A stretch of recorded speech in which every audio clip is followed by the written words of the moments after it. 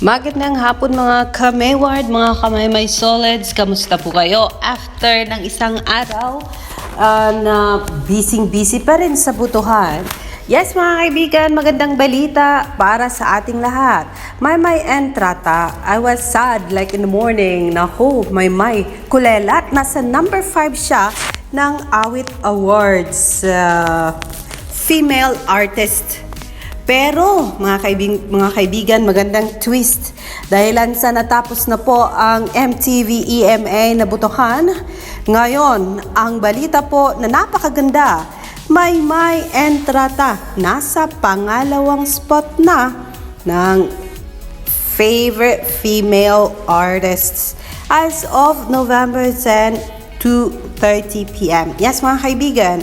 On number 1, Bel Mariano. 16,993. Number 2, Maymay Entrata, 11,378. Ms. Maris Racal, 2,629. Sanya Lopez, 1,201. And number 5, Clara Ben in Music, 271. Sorry, keep on voting mga kaibigan para daw sa inyong favorite female artists of 2022. So, bilang katibayan, narito po ang photo ng ranking na yan. Pero yes, mga kaibigan, magandang balita po na natapos ng MTV EMA. At least ngayon ay makipagsabayan na ang Maymay Solids, Maidenship, and Mayward Flyers sa butuhan.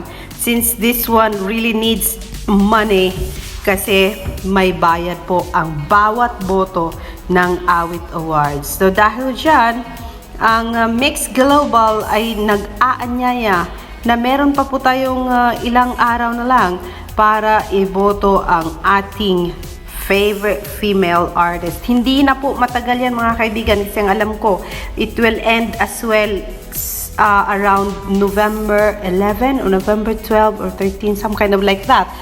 Kaya kailangan nating makipagtulungan sa bawat isa para maiangat ang ranking ni Maymay from number 2 to number 1. Pero hindi madali mga kaibigan kasi that is more than 5,000 votes and of course it will cost us a lot ng 2 pesos and 50 pills. Kaya good luck, Meridel Maymay Entrata. Alam ko walang laban na hindi ka pinaglalaban ng mga solids mo, ng flyers mo at ng maidenship mo. Kaya I know for sure kahit mahirapan sila, they will still cast their votes. And I know for sure meron tayong kaibigan na talagang hindi papayag yan na hindi mag-spend ng dollar niya para lang matulungan si Maymay Entrata. And with that, I wanna shout out her name ay siya ay si RC Alcantara from US of A. Pero yes mga kaibigan, gusto ko rin lang ibalik sa inyo itong dalawang beses ko siyang nakita ang clip na ito ng PBB Time ni Meridel Maymay Entrata with the ex-PBB housemates kasi they are all ex-housemates ni Kuya now. But then, ang sabi dito, hello Yong, nasaan na kaya siya? Hinanap nila si Yong.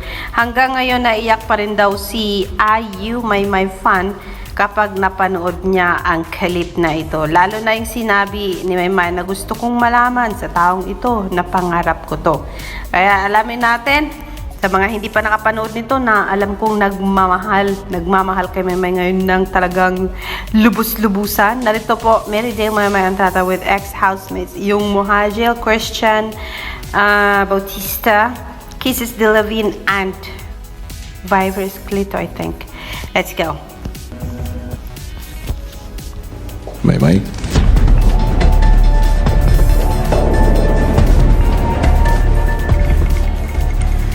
Gusto kong malaman sa taong ito na pangarap ko to, na gusto ko rin mag-big chap-chapin. Pero kasi nga, di ba, kung para sa'yo talaga yun, bibigay sa'yo yun. Gusto kong malaman sa taong ito na kapag ibibigay ko to, gusto ko ipagpatuloy niya kung ano yung pinakita niya dito sa bahay at lalo na yung mga sinasabi niya ngayon. Sinasabi ko sa'yo na sobrang proud na proud ako sa'yo. Dahil pareho tayo.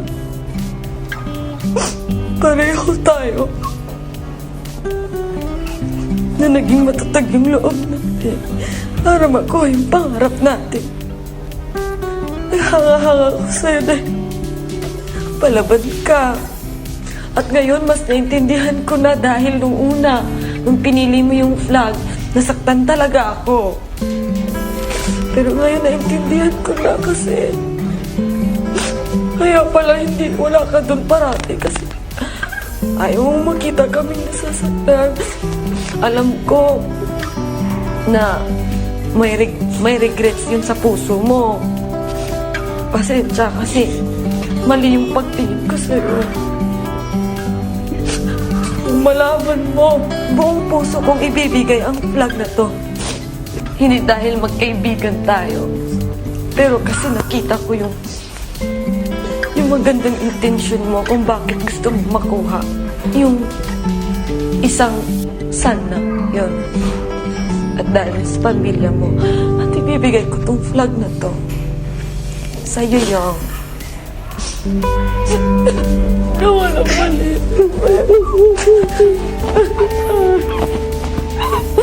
So, at ngayon ko pa nakita yun. Maymay?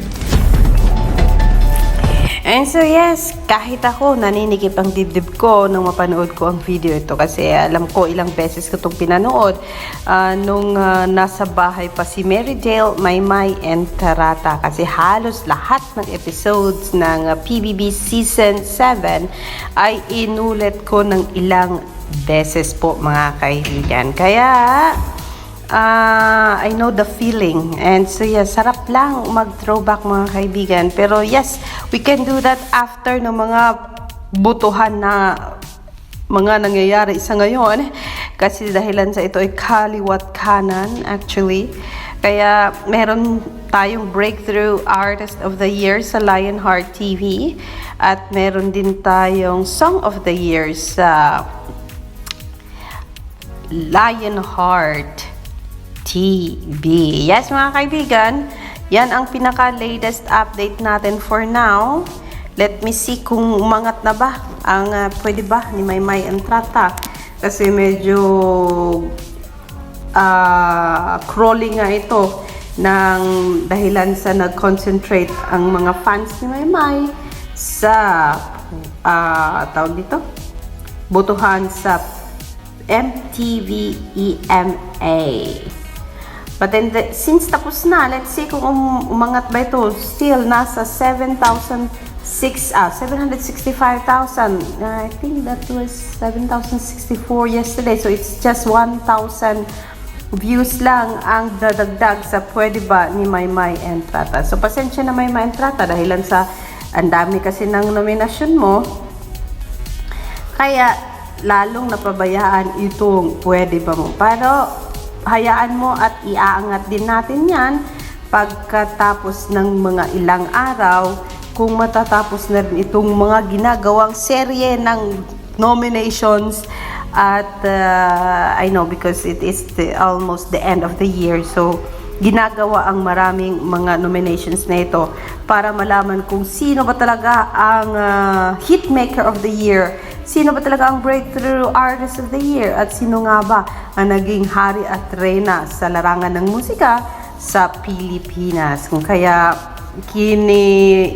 kikilalanin nila ito through voting na. Kaya nga, ayan, sa dami ba naman ng nominations mo, kaya talagang hindi naaatupag lahat ng tasks na dapat ay gagawin ng mga flyers mo, ng Myronship mo at ng My Solids mo. Pero yes, makakaraos din tayo. Meridale, may entrata. Think positive lang tayo kasi alam namin, ikaw ay ganoon din. Pero I'm just wondering, where are you na ba nga? Ikaw, Maymay, nasaan ka na ba ngayon? At parang hindi na namin nakita ang update mo. Parang tuloy assuming na lang kami talaga. Nag-iisip na lang ako personally. Parang iniisip ko, naku, wala na si Maymay sa Japan. I think lumipad na si Maymay. It's either pabalik ng Pilipinas or baka pumunta si Maymay sa Germany. Pero yes, we can only clarify those out kung mag-post na si Maymay ng anything down her end. So yes, Maymay, just as what I've said in the morning, stay safe and we will be